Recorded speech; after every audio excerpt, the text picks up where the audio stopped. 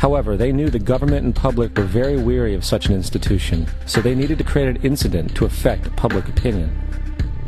So, J.P. Morgan, publicly considered a financial luminary at the time, exploited his mass influence by publishing rumors that a prominent bank in New York was insolvent or bankrupt. Morgan knew this would cause mass hysteria, which would affect other banks as well. And it did. The public, in fear of losing their deposits, immediately began mass withdrawals. Consequently, the banks were forced to call in their loans, causing the recipients to sell their property, and thus a spiral of bankruptcies, repossessions, and turmoil emerged. Putting the pieces together a few years later, Frederick Allen of Life magazine wrote, "The Morgan interests took advantage to precipitate the panic, guiding it shrewdly as it progressed." Unaware of the fraud, the Panic of 1907 led to a congressional investigation headed by Senator Nelson Aldrich, who had intimate ties to the banking cartels and later became part of the Rockefeller family through marriage. The commission, led by Aldrich, recommended a central bank should be implemented so a panic like 1907 could never happen again. This was the spark the international bankers needed to initiate their plan. In 1910, a secret meeting was held at a J.P. Morgan estate on Jekyll Island off the coast of Georgia. It was there that the central banking bill called the Federal Reserve Act was written. This legislation was written by bankers, not lawmakers. This meeting was so secretive, so concealed from government and public knowledge that the 10 or so figures who attended disguised their names when en route to the island. After this bill was constructed, it was then handed over to their political frontman, Senator Nelson Aldrich, to push through Congress. And in 1913, with heavy political sponsorship by the bankers, Woodrow Wilson became president, having already agreed to sign the Federal Reserve Act in exchange for campaign support. And 2 days before Christmas, when most of Congress was at home with their families, the Federal Reserve Act was voted in, and Wilson in turn made it law. Later, Woodrow Wilson wrote, in regret,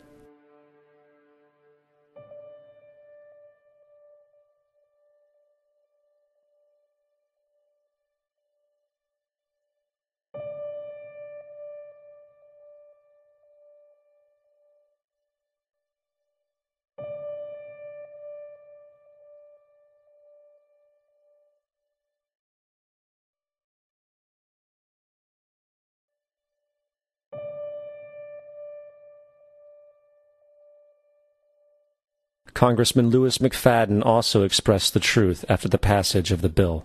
A world banking system was being set up here, a superstate controlled by international bankers, acting together to enslave the world for their own pleasure. The Fed has usurped the government. Now, the public was told that the Federal Reserve System was an economic stabilizer, and inflation and economic crises were a thing of the past.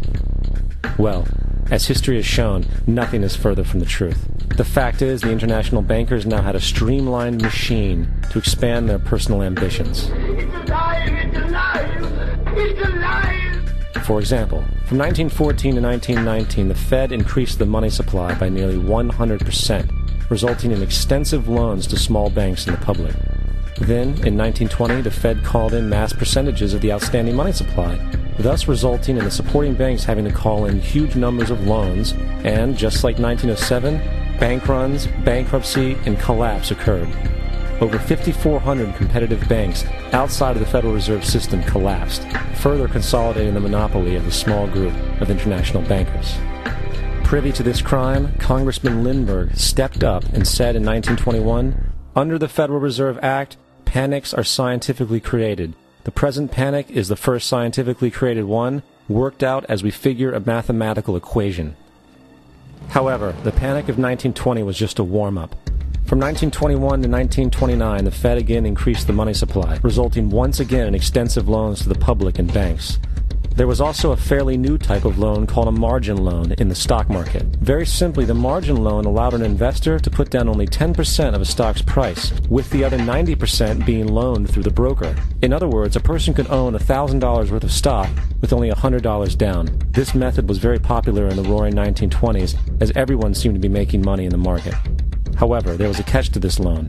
It could be called in at any time and had to be paid within 24 hours. This is termed a margin call, and the typical result of a margin call is the selling of the stock purchased with the loan.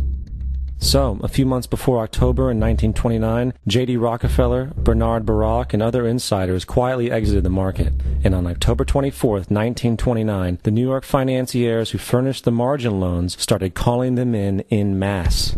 This sparked an instantaneous, massive sell-off in the market, for everyone had to cover the margin loans.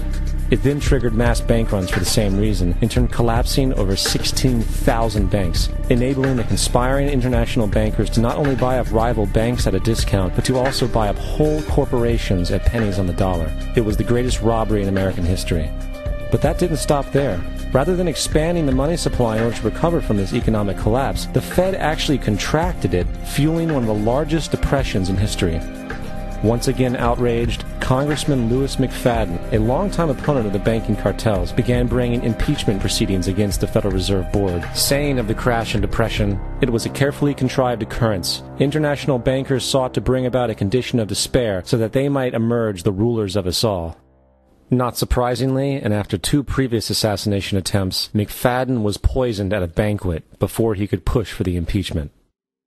Now, having reduced the society to squalor, the Federal Reserve bankers decided that the gold standard should be removed. In order to do this, they needed to acquire the remaining gold in the system. So, under the pretense of helping to end the Depression, came the 1933 gold seizure.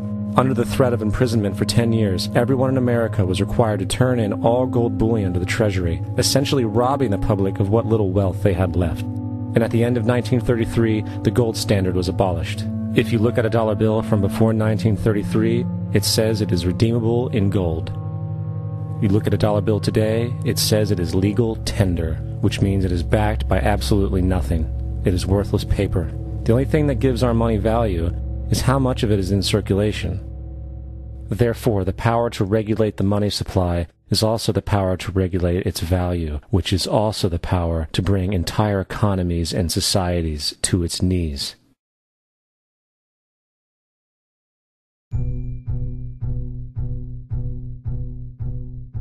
It's important to clearly understand, the Federal Reserve is a private corporation. It is about as Federal Express. It makes its own policies and is under virtually no regulation by the U.S. government. It is a private bank that loans all the currency at interest to the government, completely consistent with the fraudulent central banking model that the country sought to escape from when it declared independence in the American Revolutionary War. Now, going back to 1913, the Federal Reserve Act was not the only unconstitutional bill pushed through Congress. They also pushed the federal income tax. It's worthwhile to point out that the American public's ignorance towards the federal income tax is a testament to how dumbed down and oblivious the American population really is. First of all, the federal income tax is completely unconstitutional, as it is a direct, unapportioned tax. All direct taxes have to be apportioned to be legal based on the Constitution. Secondly, the required number of states in order to ratify the amendment to allow the income tax was never met, and this has even been cited in modern court cases.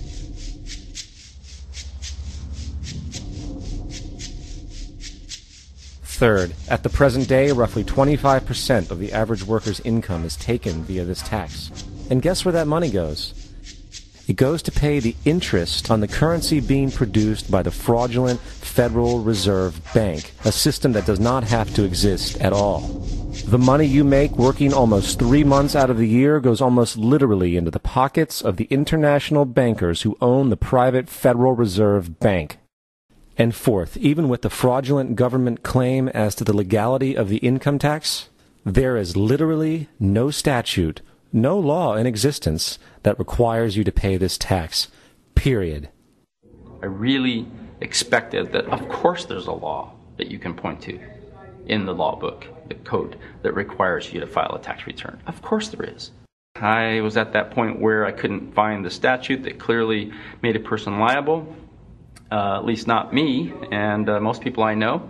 And I had no choice in my mind except to resign. Based on the research that I did throughout the year 2000 and that I'm still doing, I have not found that law. I've asked Congress, we've asked a lot of people in the IRS commissioners, helpers. They can't answer, because if they answer, the American people are going to know that this whole thing is a fraud.